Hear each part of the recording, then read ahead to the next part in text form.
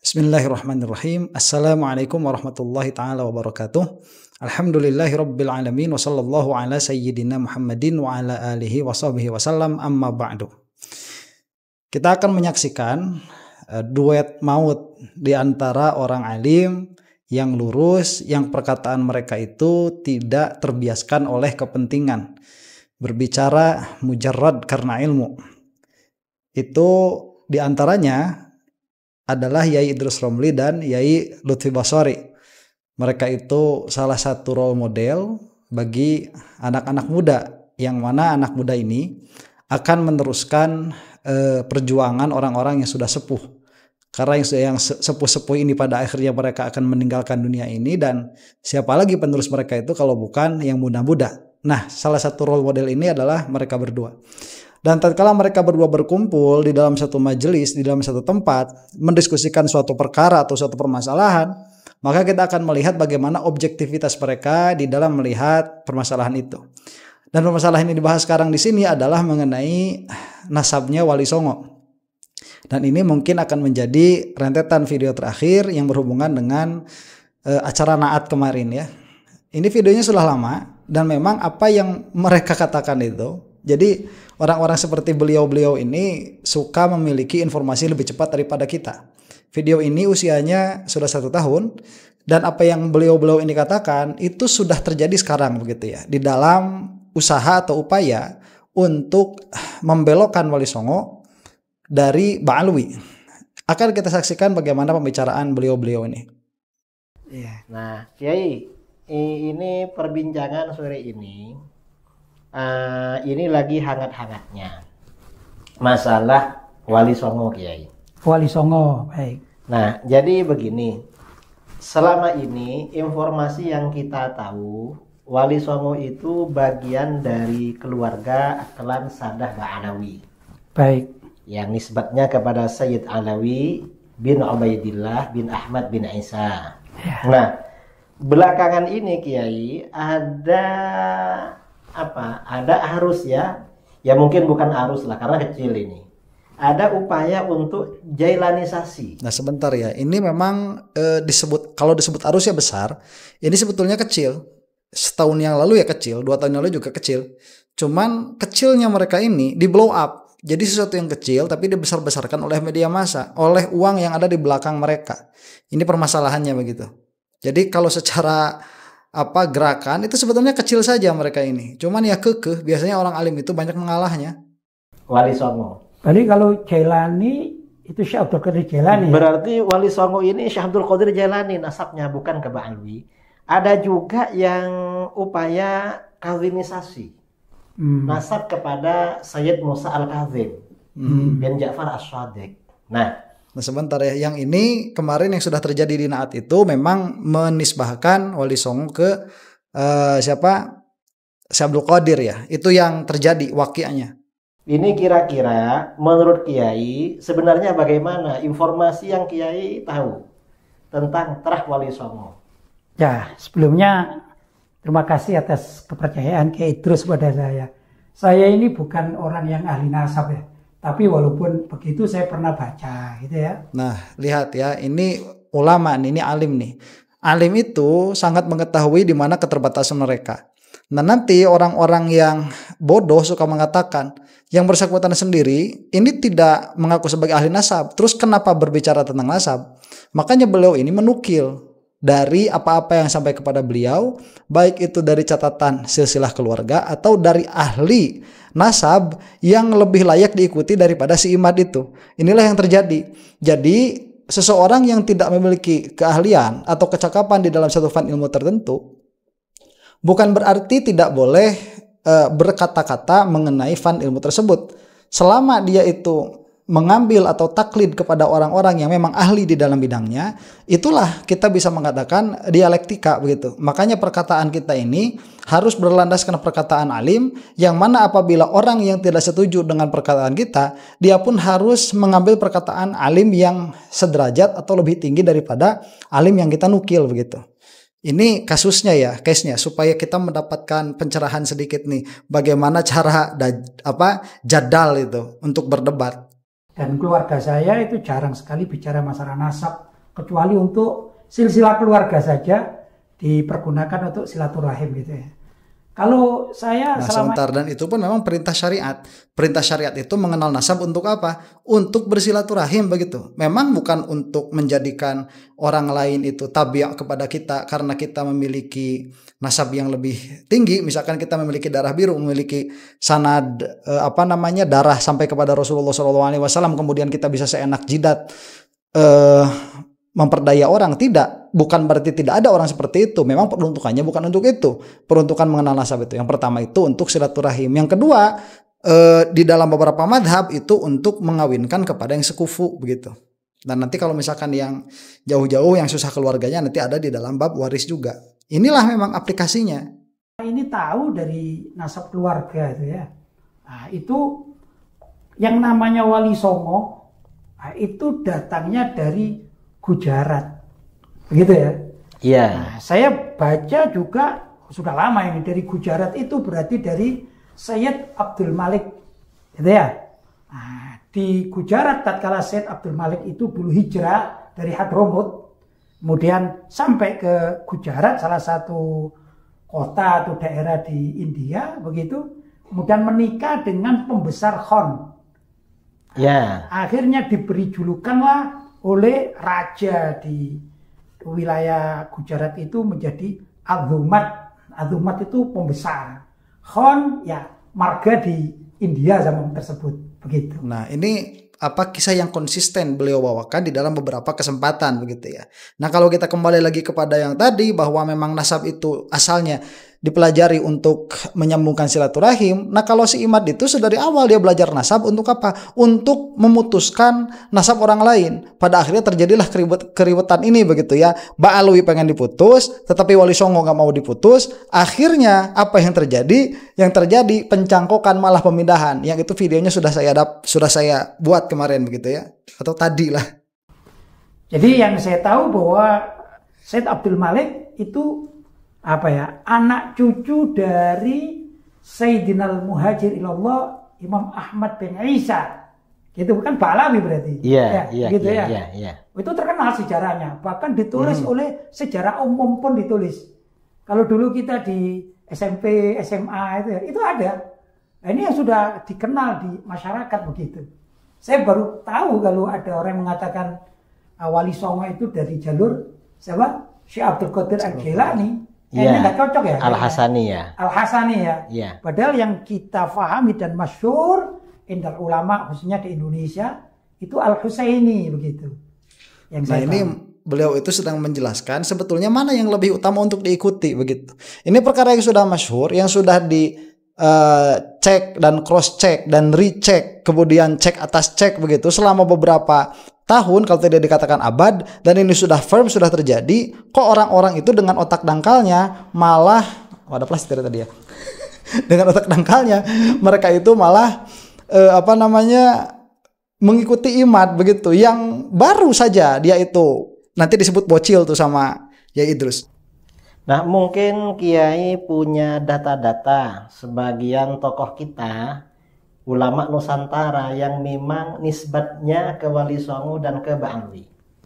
Mungkin, barangkali ada Kiai. Gini, mayoritas begitu ya. Yang saya tahu ya, mayoritas kiai-kiai di zaman dahulu kala itu kalau dari tulisan ada sebagian itu apa yang ditulis seperti manuskrip tapi tertulis begitu ya. Iya. Nah, itu ya rata-rata kepada Sayyidina Husain atau ya Pak Alawi itulah begitu ya. Ada, saya punya catatan ini. Oh iya. Ya, silakan Kiai, coba. Ini catatan saya, ini pernah menulis juga ada kok di Google, insya Allah ada ini. Di antaranya sebentar, ini beliau mau membacakan nasab dari ulama-ulama Nusantara yang sudah diterima oleh berbagai kalangan selama ratusan tahun, kita katakanlah begitu, yang mana ini belum pernah digugat kecuali oleh Imad. Nah, karena beliau akan mengucapkan nama-nama yang sangat banyak, nanti ini saya percepat ya, play videonya. Ini Syekh Muhammad Arsyad Al-Banjari. Gitu ya? Ya, itu ulama Nusantara Kiai ya. Ulama Nusantara ya. Jelas yang luar biasa ya. Ini silsilahnya kepada Sayyidina Husain. Saya baca ya. Ya. Antara lain ini beliau bernama Syekh Muhammad Arsyad Al-Banjari. Terus binnya Abdullah bin Abu Bakar bin Sultan Abdul Rashid Mindanao bin Abdullah bin Abu Bakar Al-Hindi bin Ahmad As-Salaibiyah bin Husain bin Abdullah bin Syekh bin Abdullah Idrus Al-Akbar, datuk seluruh keluarga Idrus tulisannya begitu ya, bin Abu Bakar As-Sakron bin Abdurrahman As-Segaf bin Muhammad Maula Dawila bin Ali Maula Ad-Darak bin Alwi Al-Ghayur bin Muhammad Al-Faqih Al-Muqaddam bin Ali Al-Faqih Nuruddin bin Muhammad Sahib Madbad bin Ali Khalid Qasam bin Alwi bin Muhammad Maula Soma'ah bin Alawi Abi Sada bin Ubaidillah bin Ahmad Al-Muhajir bin Isa Ar-Rumi bin Muhammad An-Nagib bin Imam Ali Uraidi bin Muhammad Ja'far As-Sadiq bin Muhammad Al-Baqir bin Ali Zainal Abidin bin Imam Sayyidina Al-Husain bin Al-Amirul Mukminin Sayyidina Ali bin Abi Thalib karramallahu wajhah. Itu adalah suami dari Siti Fatimah Az-Zahra binti Rasulullah sallallahu alaihi wasallam. Itu yang ada. Sementara itu Faqih Muqaddam tadi disebut, Sidna Ubaidillah pun ya disebut juga begitu. Itu orang-orang yang memang secara historis ada ya, itu sudah diakui selama ratusan tahun itu. Imad ini ada-ada aja. Itu penistaan yang luar biasa ya dari si Imad itu. Tercatat begitu ya. Ini pertama itu ya. Iya, Kiai. Mungkin ada data lagi, Kiai. Ada. Ya, contoh-contoh. Ini saya mendapatkan juga Syekh Nawawi Al-Bantani. Iya. Ini orang Banten ini ya. Iya. Nah, Yang Syekh juga Nawawi ini. yang mengkritik sekarang banyak orang Banten gitu ya. Iya. Nah, saya baca ya, Syekh Nawawi Al-Bantani bin Syekh Umar Al-Bantani bin Syekh Arabi Al-Bantani bin Syekh Ali Al-Bantani bin Syekh Jamal Al-Bantani bin Syekh Janta Al-Bantani bin Syekh Mas Bukil Al-Bantani bin Syekh Maskun Al-Bantani atau Tubagus Maskun bin Syekh Masnun Al-Bantani atau Tubagus Wiranegara bin Syekh Maswi Al-Bantani atau Pangeran Wiraraja atau Pangeran Jaga Lautan bin Syekh Tajul Arsh Al-Bantani atau Pangeran Sunyararas bin Sultan Maulana Hasanuddin bin Sultan Syarif Hidayatullah bin Syarif Abdullah Umdatuddin Azmat Khan bin Sayyid Ali Nur Alam Azmat Khan bin Sayyid Jamaluddin Al-Akbar Azmat Khan Al-Husaini atau Syekh Jumadil Kubra bin Sayyid Ahmad Jalal Shah Azmat Khan bin Sayyid Abdullah Azmat Khan bin Sayyid Abdul Malik Azmat Khan bin Sayyid Alawi Amul Faqih Hadramut bin Sayyid Muhammad Sahib Nilbad Hadramut bin Sayyid Ali Khalid Qasam bin Sayyid Alawi Al-Thani bin Sayyid Muhammad Sahib Sauma'ah bin Sayyid Alawi Al-Awwal bin Sayyid Al-Imam Ubaidillah bin Sayyid Ahmad Al-Muhajir bin Sayyid Isa An-Nagib Ar-Rumi bin Sayyid Muhammad An-Nagib bin Sayyid Al-Imam Ali Al-Waidi bin Sayyidina Ja'far As-Sadiq bin Sayyidina Muhammad Al-Baqir bin Sayyidina Ali Zainal Abidin bin Sayyidina Husain bin Sayyidina Ali bin Abi Thalib dan Sayyidah Fatimah Az-Zahra binti Rasulullah sallallahu alaihi wasallam. Itu juga dari tulisan sahabat Syekh Nawawi Al-Bantani. Ternyata beliau itu adalah Husaini. Itu sampai kepada tulisannya Syekh Nawawi Al-Bantani kepada Sidna Ubaidillah, sampai juga tuh kepada beliau ya. Jadi Imad ini saya tuh heran saja begitu kok ada orang yang secara berbeda buta membela si Imad itu, Masya Allah. Tobat atuh, tobat, tobat, Ba'alwi, Kiai. Ba'alwi ya. Al-Husaini. Ada juga lagi yang luar biasa yang saya baca ya. Ya coba Kiai. Pasti. Ini adalah silsilah pendiri NU, yaitu Kiai Haji Hashim Asy'ari. Luar biasa. Beliau adalah Kiai Haji Hashim Asy'ari bin Kiai Asy'ari. Ini namanya Hashim berarti ya. Artinya saya ulang, beliau adalah Kiai Hashim bin Asy'ari bin Abu Sarwan bin Abdul Wahid bin Abdul Halim bin Abdurrahman Pangeran Samud Baghdad gitu ya. Bin Abdul Halim Pangeran Benawa bin Abdurrahman Joko Tingkir atau Sultan Pajang bin Ainul Yakin Sunan Giri bin Maulana Ishaq bin Jamaluddin Al-Akbar Al-Husaini bin Ahmad Jalal atau Jalaluddin Khan bin Abdullah Azmat Khan bin Abdul Malik Azmat Khan ya. Bin Alwi Amul Faqih bin Muhammad Sahib Nilbad bin Ali Khalid Qasam bin Alwi Al-Thani bin Muhammad Sahib Sauma'ah bin Alwi Al-Awwal bin Ubaidillah bin Ahmad Al-Muhajir bin Isa Ar-Rumi bin Muhammad An-Nagib bin Ali Al-Quraidi bin Ja'far As-Sadiq bin Muhammad Al-Baqir bin Ali Zainal Abidin bin Husain bin Ali bin Abi Thalib. Berarti ini Kiai ya, 3 tokoh Nusantara, ulama Nusantara. Nah sebentar, ini kalau sudah 3 contohnya sudah jamak begitu ya, tanpa ihtimal lughatan ataupun syara'an begitu. Ini sudah selesai. Jadi contohnya sudah 3, mau gimana? Dan ini sudah, saya katakan sekali lagi, ini sudah bertahan selama ratusan tahun. Si Imad ini ada-ada aja. Kamu itu yang mukimat jangan mau dibohongin ya. Orang-orang seperti beliau ini yang mana di belakangnya sudah di backup oleh tulisan ulama-ulama terdahulu, ini lebih layak untuk diikuti kalau kamu mau taklid begitu daripada si Imad. Berarti semuanya Ba'alwi, Kiai. Semuanya Ba'alwi. Ba'alwi, ya. Ya kalau sekarang ada yang mengingkari itu kan aneh, apalagi orang zaman sekarang gitu ya. Iya. Yang baru Nah sebentar, ini beliau ini bukan apa ya, bukan Ba'alwi yang terkenal dengan Habib, bukan beliau ini. Ya kalaupun ada ya dari jalur Wali Songo itu, ya dari Ba'alwi juga. Cuman kan yang diserang sama si Imad ini adalah Ba'alwi yang tercatat di Robito Alawiyah, itu yang diserang. Memang mau menggugurkan itu. Kalau misalkan mau tahu di belakangnya ada apa, ya coba dilihat channelnya itu siapa, Aventador ya, Aventador 007 itu. Itu luar biasa untuk menganalisa ada apa sebetulnya di balik ini. Mau memecah seluruh ya apa namanya Bani Ba'alwi tidak bisa, akhirnya mereka itu memindahkan dulu orang-orang yang berintisab kepada Joko Tingkir dan kepada yang bukan, ini dipisah dulu. Akhirnya mereka harus membuat sajarah baru begitu. Yang mana sajarah barunya kemarin kan nggak ada juga aslinya. Karena apa yang dikatakan oleh Nakib dari Pakistan itu bukan seperti itu, bukan seperti apa yang diterjemahkan begitu. Ngawur. Tidak mau tabar Kiai ya. Sama sekali nggak mau tabar. Kan anak kemarin sore gitu. Gimana ini ulama-ulama Nusantara yang ilmunya bahkan jamaahnya seluruh Indonesia ada ini. Diakui, kiai-kiai sepuh semuanya mengakuinya. Terus ada anak muda 1, 2, 3 mengingkari, kan lucu ini ya. Sangat lucu sekali. Iya Kiai, ini lucu sekali memang. Ini. Berarti bocil mereka ini. Ya, lucunya kalau ulama itu apa? Ajib begitu ya. Ini lucunya manusia itu terkenal dengan nama hayawan dohik. Hayawan dohik itu bukan esensi dari manusia, tetapi selama manusia itu dia hayawan natik berpikir, maka dia ada turunan ke bawahnya itu secara potensi dia adalah hewan yang dohik. Hewan yang dohik itu dia ada apa ya? Ada bukan kekaguman, ada keanehan, ada takjub, ada kekagetan tatkala melihat sesuatu itu tidak sesuai dengan kelaziman apa yang seharusnya terjadi begitu. Makanya di dalam stand up comedy itu kan suka ada punch begitu ya. Kemudian dia suka ada memalingkan dari apa yang sudah ada di dalam pikiran audiens.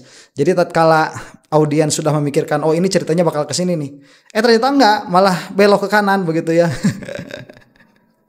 Nah itu ternyata ada tertawa. Nah ini juga sama. Loh kok katanya kiai begitu, pengarang alfiah namanya Imad, yang ahli fikih dan lain sebagainya, tapi di dalam masalah nasab ini kok malah berbelok begitu. Ini kan lucu. Nah itulah lucu di situ. Dohik kita tertawa begitu. Ngetawain kelakuannya si Imad. Ini di belakangnya ada sesuatu sebagaimana yang akan dibahas nanti di sini ya.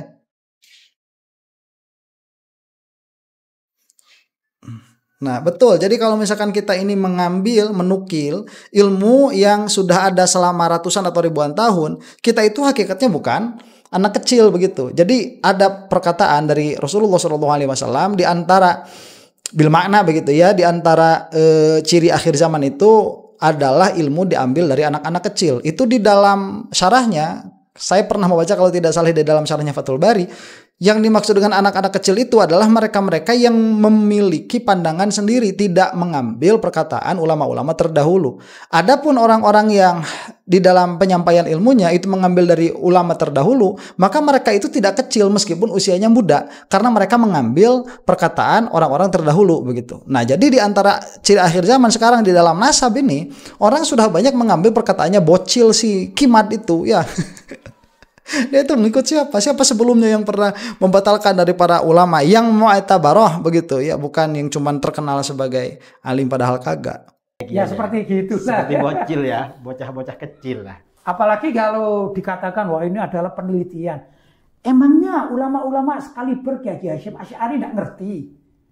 Apa emangnya Kiai Syekh Arsyad Al-Banjari tidak paham seperti gini, atau Syekh Nawawi Al-Bantani yang luar biasa. Ya. Nah ini sebetulnya bukan nggak masuk akal, ini nggak masuk adat begitu ya kalau di dalam ilmu kalam yang lebih presisi bahasanya. Nah cuman intinya bukan di situ. Jadi yang beliau katakan ini, yang Yai Lutfi Basori katakan ini, beliau itu tanazul kepada pola pikirnya orang awam. Jadi kalau misalkan mengatakan ini adalah penelitian, si Imad itu kan bilangnya begitu tuh, ini adalah tesis hasil penelitian. Ya kita mah tanazul dengan cara orang awam. Emangnya Syekh Arsyad tadi tidak, Syekh Nawawi Al-Bantani memangnya tidak, Mbah Hasyim Asy'ari memangnya tidak meneliti begitu dalam pengertian apakah mereka memang benar tidak mengerti permasalahan nasab ini, sehingga tatkala mereka sudah sepakat pada kenyataan bahwa mereka itu Ba'alwi, mereka sendiri loh yang mengakuinya begitu. Tapi malah dibantah sama perkataan omong kosongnya siapa? Si Imad itu. Itu kan ini masalah besar di situ, begitu. Ini masalah besar. Jadi logika awamnya, kalau misalkan kamu itu disejajarkan, kamu itu orang awam begitu, nggak ngerti masalah nasab, nggak ngerti masalah bagaimana dosanya menisbahkan orang tua menisbahkan anak bukan kepada orang tuanya, mengatakan bahwa seseorang ini tidak intisab kepada bapaknya, atau menisbahkan seseorang kepada yang bukan bapaknya. Kami tuh nggak tahu permasalahan itu. Coba sekarang lihat saja nih, ada rentetan ulama 1 2 3 4 berkatanya A, kemudian si bocil ini tadi, si Imad ini dia berkata dengan B. Mana coba menurut kamu itu yang secara awam kuat untuk diikuti? Yaitu nggak bakalan ada jawaban lain selain para ulama yang besar-besar itu, begitu ya. Udah besar banyak bersepakat dalam satu hukum, masa kalah sama bocil begitu? Alhamdulillah, nggak masuk akal gitu loh, nggak masuk akal. Jadi kalau saya tetap mempercayai ulama-ulama zaman dahulu kala, ya, apalagi beliau-beliau itu sudah wafat. Saya dengar gini-gini. Kalau ada perbedaan pendapat antara orang yang sudah wafat dan muktamad dengan orang yang masih hidup, nah ini juga apa ya? Yang masih hidup ini masih bisa diragukan. Karena kadang-kadang orang hidup itu ya, kena duit aja sudah berubah. Betul, Kiai. Sudah wafat kan nggak bisa berubah. Nah, iya, jangan-jangan penelitian itu bentar, ini mungkin dulu belum ramai masalah pik ya. Kalau sekarang kan udah ketahuan tuh di mana dalam posisi ini si Imad bermain dengan keroncok-keronconya itu udah kelihatan. sponsor, Kiai. Mungkin juga. Nah, iya. Iya. Jadi cari duit kan. Ya, betul. Mungkin itu yang Kiai sampaikan perkataan Abdullah bin Mas'ud. Masya Allah. Ibnu Mas'ud berkata radhiyallahu an, "Man kana minkum mustannan falyastanna biman qad mata." Masya Allah. Fa innal hayya la. Sebentar, ini apa asiknya ya Idrus Romli itu ya, banyak membaca kitab dan hafalannya kuat, kemudian tatkala melihat ada satu ibarat bil makna, beliau bisa mengatakannya bil lafzi begitu. Ini kehebatan beliau memang salah satunya. Manu alaihil fitnah. Siapa yang mengikuti keteladanan, maka ikuti keteladanan ulama yang sudah wafat. Betul, nah, betul. Yang masih hidup ini tidak terjamin ya aman dari fitnah. Jangan-jangan penelitiannya ada sponsor, ada yang bayar begitu. Ini kan masalah. Nah sebentar, betul itu. Jadi yang hidup, tatkala pembicaranya ini mukhalif dengan yang sudah wafat ini lebih kuat untuk diambil. Ini patokan untuk orang awam begitu ya. Kalau misalkan untuk orang yang berpikir, itu nanti masalahnya pada qodiyah-qodiyahnya sebetulnya, bukan pada mana yang sudah wafat atau belum. Cuman kalau misalkan bagi orang awam nih, di dalam pikiranmu bahwa satu orang ini kuat, kemudian perkataan yang lain juga kuat, kemudian kamu menimbangnya, sudah gak usah jauh-jauh begitu. Lihat yang sudah wafat itu menghukumi ini dengan hukum apa, ambillah yang itu. Kenapa? Karena yang sudah wafat ini dia katakanlah Syekh Nawawi Al-Bantani misalkan, beliau itu kan terkenal orang yang alim, orang yang waro, orang yang zuhud, dan itu keterkenalan itu dibawa sampai wafat. Adapun orang yang masih hidup ini tatkala dia waro, zuhud, dan katakanlah soleh, itu belum tentu dibawa sampai mati. Yang mana bisa jadi mereka itu mengeluarkan sifat-sifat seperti itu hanya untuk kepentingan-kepentingan duniawiyah. Sedangkan orang-orang yang wafat dalam keadaan bagus seperti tadi, yang sudah ratusan tahun tidak terbuka kesalahan apapun dari diri mereka begitu, yang bertentangan dengan kemasyhuran yang ada pada diri mereka, berarti itu terjaga. Berarti itu secara keadaan wafat di dalam husnul khotimahnya sudah final. Nah sekarang begini, kalau misalkan nanti sampai terbukti ya si Imad ini, katakanlah di belakangnya itu ada backingan, ada bayaran begitu, katakanlah kalau misalkan sampai ada. Kemudian suatu saat misalkan dia itu taubat. Kayak siapa? Qori itu, kayak si Qori itu. Ya Qori kan kemarin begitu tuh. Terus kembali kepada Balwi. Orang-orang yang tadinya sudah kadung ikut Qori gimana? Kalau misalkan mau tobat bareng-bareng sama Qori, awas loh itu. Perkataan kamu sudah menyakiti banyak orang, yang mana menyakitinya itu tanpa hak. Karena orang yang dikatakan ini bersambung kepada Rasulullah SAW, oleh diri kamu tidak bersambung. Dan itu bukan hanya 1 2, tetapi jutaan orang. Kamu harus meminta maaf kepada jutaan orang itu. Itu bermasalah begitu. Jadi susah kalau misalkan kita ini mengikuti orang yang mukhalif, yang berbeda dengan ulama terdahulu, yang mana ulama terdahulunya itu sudah wafat di dalam keadaan membawa satu hukum, dipertentangan dengan orang yang masih hidup membawa hukum yang berbeda dengan ulama terdahulu. Itu logika awamnya seperti itu, begitu mudahnya. Berarti kita tetap ikut yang dulu, Kiai. Ikut yang dulu, terutama yang sudah wafat ya. Yang itu sudah wafat ikuti. ya. Lebih aman. Dan ternyata tokoh ulama Nusantara di Indonesia. Nah itu faktanya ya. Jadi kalau misalkan si Imad tidak mau menerima, sudah begini saja. Faktanya para ulama Nusantara itu sepakat bahwa ulama Nusantara itu dari Ba'alwi. Begitu. Ya, nanti kan urusannya ke sini masuk Robitoh Alawiyah atau tidak itu kan urusan lain, sudah itu mah urusan keluarga. Makanya tadi dikatakan Yai Lutfi Basori itu mengenal nasab itu untuk silaturahim. Dan kenapa kita itu melihat sampai detik ini secara resmi Nahdlatul Ulama tidak tidak memisahkan diri dari para habaib, tidak menendang para habaib begitu secara formal. Kalau secara permainan politik di dalam, masa nggak melihat sih begitu keambiguan ketua umum ini. Ba'alwi. Demikian juga yang saya tahu tentang nasab Wali Songo semuanya Ba'alwi. Lah terus ini Kiai, apa Kiai dengar informasi tentang Jailanisasi atau Hasanisasi Wali Songo? Saya pernah, ini kejadian unik saja. Saya kedatangan Ini pengalaman pribadi, Kiai? Pribadi. Oh ya, coba diceritakan, Kiai. Baik, jadi saya kedatangan tamu 4 orang gitu ya, dari beberapa tempat. Kemudian berempat ini menyodorkan bahwa Wali Songo, terutama yang disebut Sunan Giri, itu dikatakan bahwa... Nah sebentar, ini membicarakan kisah. Saya selesaikan saja dulu di sini ya, karena yang lainnya itu membicarakan nasab, bisa dilihat di video aslinya, insya Allah nanti saya sertakan linknya.